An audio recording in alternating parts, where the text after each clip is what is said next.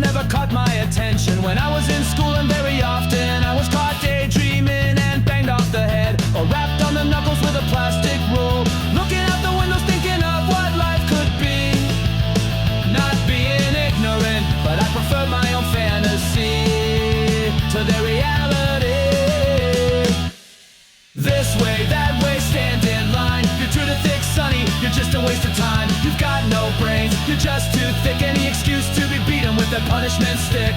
The teaching methods were a one-way system. Even if they were wrong, there was no other path for deviation. If you stood up for yourself, they considered that uncool, and beaten as an example in front of the old bloody school.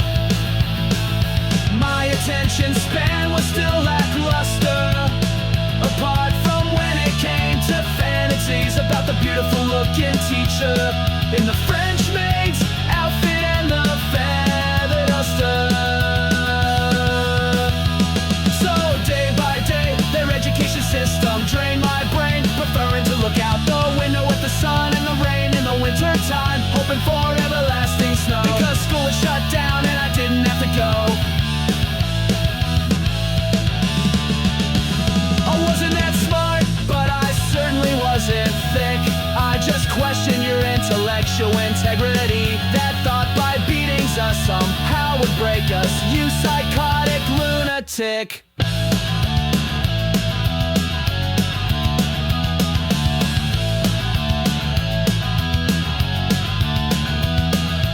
In the dark classrooms with their primitive methods of education, where punishments were a standard rule, where grown men and women had the rights to beat a child, but nobody questioned their barbarity as being cruel.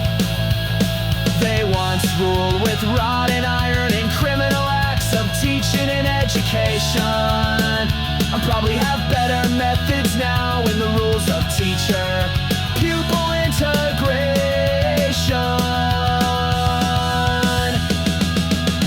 Standing outside the classes, or wearing the dunce's hat, or the lashing of a cane, but does their teaching sink into their tiny little brains? Does education now make the kids smarter, or just rebellious, outspoken activists that have all